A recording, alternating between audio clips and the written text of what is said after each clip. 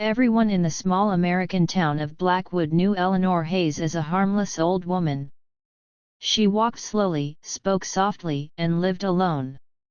No one knew she was watching, remembering.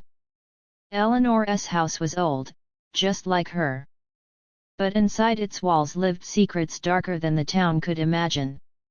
30 years earlier, Eleanor was young, strong, and hopeful until greed destroyed her family and took everything from her. They smiled while stealing her land, her money, and her husband's life. The law protected them. Eleanor was left with silence. Standing at her husband's grave, Eleanor whispered, "I will wait, but I will not forget." She learned that the most dangerous people are the ones no one notices. The town celebrated Mayor Richard Coleman, one of the men responsible for her ruin. Eleanor smiled quietly. Eleanor kept a small notebook. Inside were names, dates, and sins written in shaky ink. A small anonymous letter destroyed one man's career. No one suspected the old woman feeding pigeons. The powerful men of Blackwood began to feel something they hadn't felt in years: fear.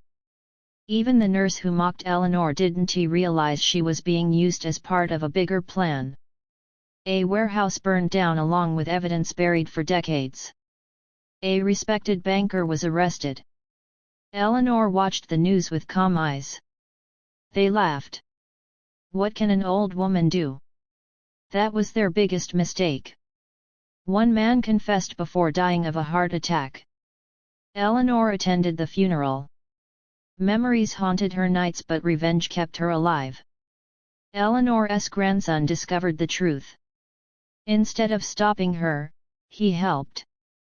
Old wisdom met modern technology. Truth went viral. Documents appeared from nowhere. The courtroom froze. Blackwood turned against its heroes. Statues came down. Only one name remained in Eleanor's notebook. The mayor begged her in private. Eleanor listened, silently. She could end him easily, but chose something worse. The truth was released to the entire country.